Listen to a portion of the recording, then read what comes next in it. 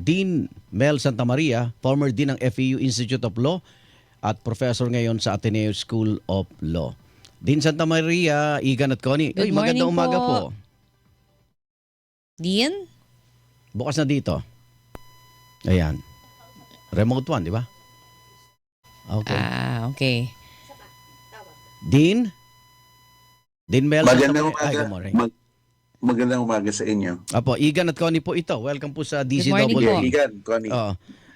Ang pinakatanong dito, dahil may mga nauna na namang kaso, no? Ang isang senador ba pwedeng kupkupin ng Senado kung may warrant of arrest, lalo na foreign warrant of arrest, at magtago siya doon sa premises ng Senado? Well, ang aking pananaw dyan, hindi. Hindi pwedeng kupkupin.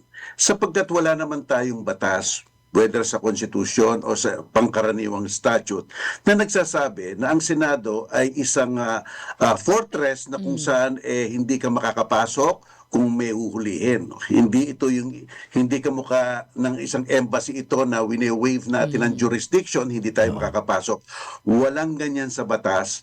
Ayan ay tradisyon lamang, iyan ay parang kostumbre nila, pero ang kostumbre at tradisyon hindi pwedeng manalo kung may pag-uutos ang batas. Kasi ang batas natin malinaw eh. Oo. Hindi mo madadakip ang isang senador kung siya ay nasa sesyon at ang parusang ipapataw sa paratang sa kanya ay below 6 years. Yun lang naman eh. So, ibig sabihin, kung labas doon, pwede kang hulihin kahit saan. Okay. Diba? Oo. Dean, pwede bang makasuhan din si Senate President Cayetano ng obstruction of justice dahil ho sa sinasabi niya nga, bibigyan ng proteksyon according to the law, ito pong si Senador Bato de la Rosa. May motion kasi. Oo. Ganito yan, ano. Sa ating revised penal code, ang mga krimen dyan, yung tinatawag na mala in se, dapat meron kang evil motive, dapat meron kang malisya. Hindi yan yung mala prohibita na kamukha ng jaywalking, maglakad ka lang kahit ano pa motibo, mahuli ka. So therefore, iyan ay yung obstruction of justice kasi nandoon yan sa ating revised penal code. So kung may good faith ang isang tao, kung sa tingin niya may kautusan siyang sinusundan, maaaring maabsuelto siya. At saka maabsuelto siya. So depende sa sitwasyon kung talagang merong evil motive o talagang merong ulterior na pakay o baka. Pero kung wala naman, hindi naman.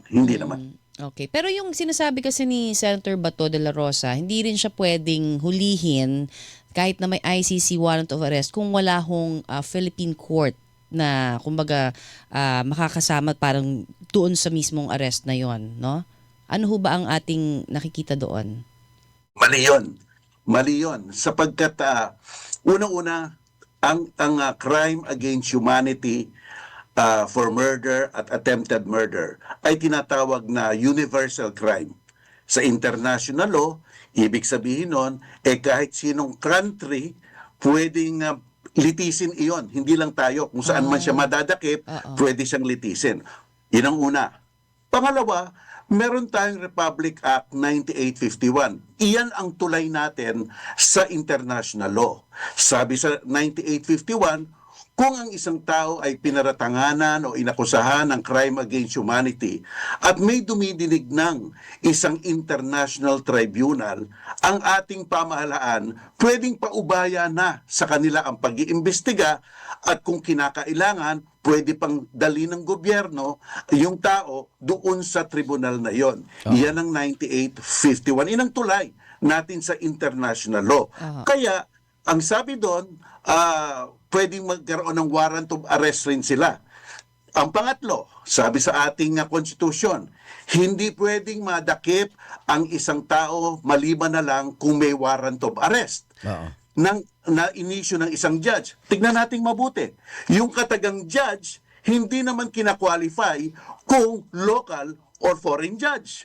So, ibig sabihin, kung hindi natin kina-qualify ang konstitusyon, hindi dapat tayo mag-distinguish, lalo't-lalo na kung may Republic Act 9851 na ating tinatanggap ang jurisdiction ng International Tribunal. Alam mo, yung Republic Act 9851, din, narinig ko na yan nung hinuli si dating Pangulong Rodrigo Duterte. Di ba? Yun yung pinakahawakan ni na General Torre nung araw. Tama ka, Igan, kasi iyang batas na yan, ang nagbalangkas niyan, sila Juan Ponce Enrile at pinirmahan yan ni dating Presidente GMA. Kaya GMA law yan, no, matagal na yan. At nakita na ng ating mga magagaling na senador noon na okay, dapat magkaroon tayo ng tulay sa international law. Kaya ginawa nila yan. So yun. Okay. May sinasabi si Senador Trillanes na obstruction of justice na itong Senado. Tama ba na yung pagkalinga kay Senator Bato ay obstruction of justice? Kung hinahadlangan mo ang pag-aaresto ng isang tao base sa isang valid warrant of arrest, pwede ngang sabihin obstruction of justice yan. Kaya lang, kamukha nga nang nasabi ko kay Connie kanina, yan kasi nasa revised penal code. Dapat may elementong criminal mind. Alam mo yon, criminal mind at saka intention, saka evil motive, no? Kaya sa revised penal code, basta't may good faith ka, sumunod ka sa utos, ganyan, at wala ka namang masamang hangarin, maaaring hindi ka pumasok dun sa obstruction of justice. So habang nag-aargumento tayo, iba't ibang legal na ganyan, sa huli, araw at buwan lang ang binibilang ni Senator Bato, padiretso na rin siya sa diheg din. Yan ang aking pananaw sapagkat hindi dapat pigilan. Alam mo, Igan, ganito yan eh. Dalawa ang tensyon ngayon eh. Tensyon ng Senado at tensyon ng Ehekutibo. Yan, nagtetensyon sila ngayon. Sino ang masusunod? Sino dapat ang umiral sa sitwasyon na ito? Malinaw eh. Kasi ang trabaho ng legislature ay gumawa ng batas o kaya mag-impeach. Ang trabaho naman ng executive is to implement the law, to execute the law, hulihin ang mga dapat arestuhin, yung tungkol sa foreign policy, sila ang nangingibabaw dyan. Kaya kung titimbangin mo, kung titignan natin ang separation of powers, di ba dapat ang manaig dyan yung tungkulin ng executive para magdakip ng isang tao? Kasi, di ba, parang kaya nga nagkaroon tayo ng mga alituntunin ng ganyan para kung nagkaroon ng confusion, may clear line kung saan tayo pepwesto. Diba? Sir, speaking of confusion, kasi ang sabi po ni Senator Bato ngayon lang nabanggit niya ho sa aming kasama doon sa Senado, na hindi siya magpapalitis sa ibang bansa at aantayin niya daw yung kanya pong sagot ng Supreme Court, no, na kanya pong inihain na para dito siya sa ating bansa daw malitis. Pwede ba yun? Lahat ng tao naman pwedeng sumangguni umakyat sa Korte Suprema. At syempre, ang Korte Suprema pwede rin gumawa ng mga decision o resolution na predictable o minsan nabibigla tayo. So, kaya nga, because of that, talagang titignan natin yung desisyon ng Korte Suprema. Pero, hindi hadlang nga ang isang foreign body na maglitis sa isang Pilipino dahil nga, unang-una, ang crime dito ay crime against humanity. At pangalawa, merong tayong Republic Act 9851 na tulay natin sa international law. Kasi isa pa, Connie, titingnan natin rin ang sitwasyon. No?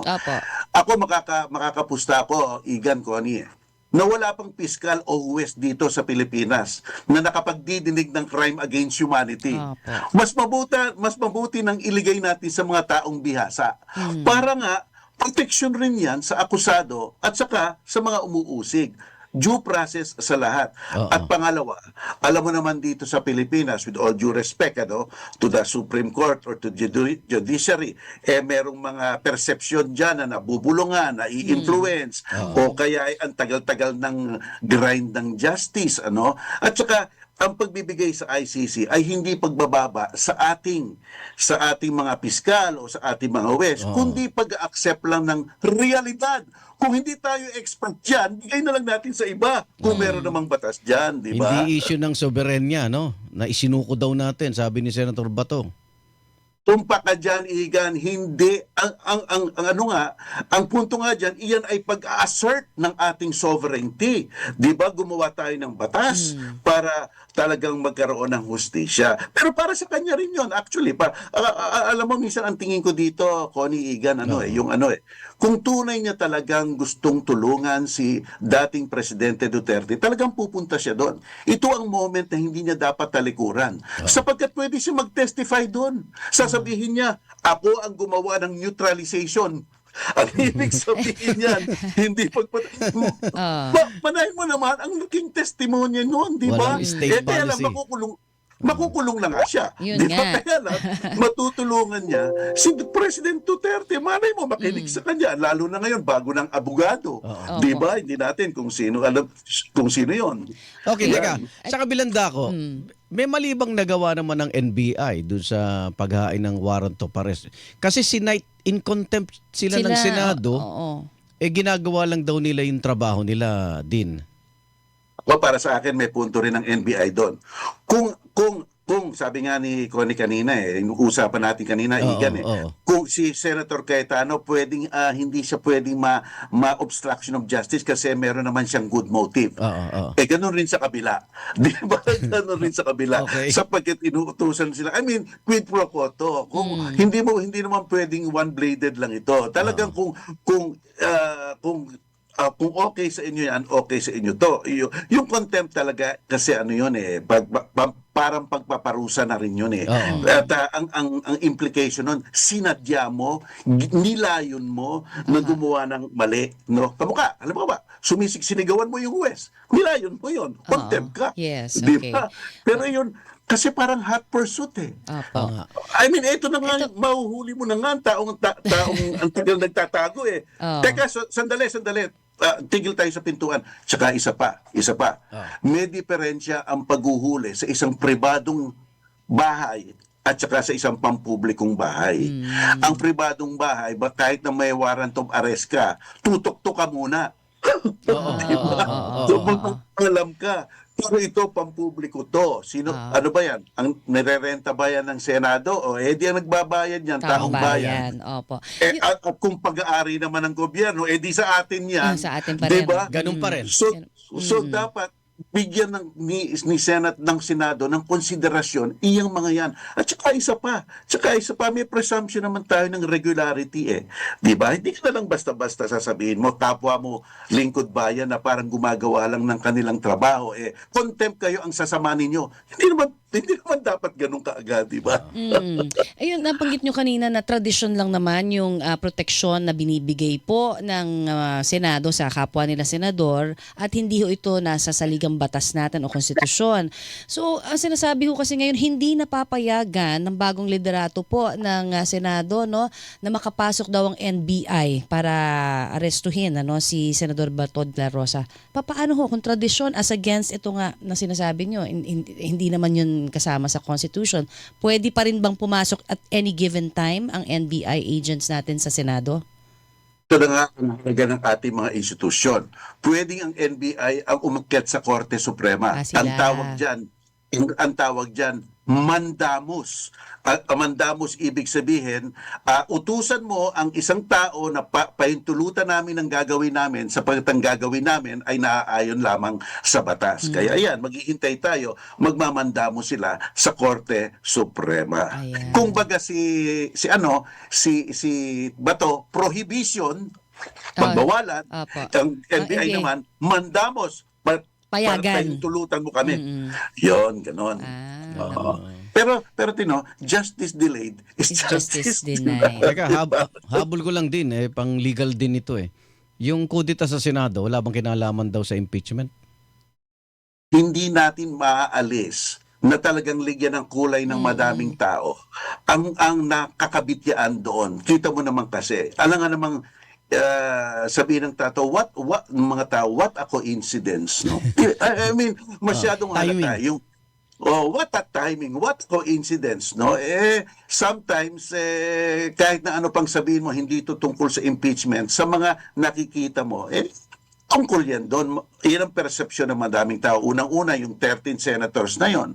Yun rin ang mga 13 senators na gustong, may tingin ng tao na pumapaling kay VP Sara, no? At yung timing biro mo, 257 ano yan? Congressman. Yes vote sa Congress. Alam mo ang nangyari dyan? Kasi 70% ng ating mga taong bayan sa latest survey ay gustong matuloy yung Senate trial. Parang talagang reflection yung boto sa Kamara na ng survey na yun reflection na parang may national consensus talaga. May national consensus talaga na gusto naming marinig.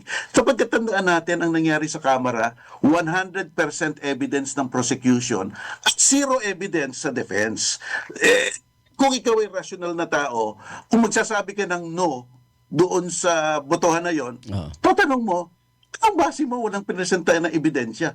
Di ba? Parang irrational naman yan. Di ba? Parang, kasi kung sinasabi mo, vote of conscience, at conscience base rin sa mga facts, di Ebidensya. ba? Dalawang nagtatalong ebidensya. Okay, vote of conscience ako, eto ako. Pero kung ang pag tinatalunan mo 100 at 0, parang sana yun, ano nangyari doon? Bakit nagkaroon? Ang tawag doon, bumoto ka, wala kang konsyensya. Parang ganun siguro. Okay. Oo nga naman. Oh. Ay, Dean, maraming salamat Salamat sa po. ating naging kwentuhan. Sana pare-pareho Dami tayong may namin natutunan natutunan. dito. Ang Oo. ating mga mamamayan, ginagabayan po namin. Ingat po kayo, Thank you, Dean. sir. Nice hearing from you. Salamat, Tony, Igan. Thank you very much. Dean Mel Santa Maria, former Dean ng FEU Institute of Law at professor ngayon sa Ateneo School of Law.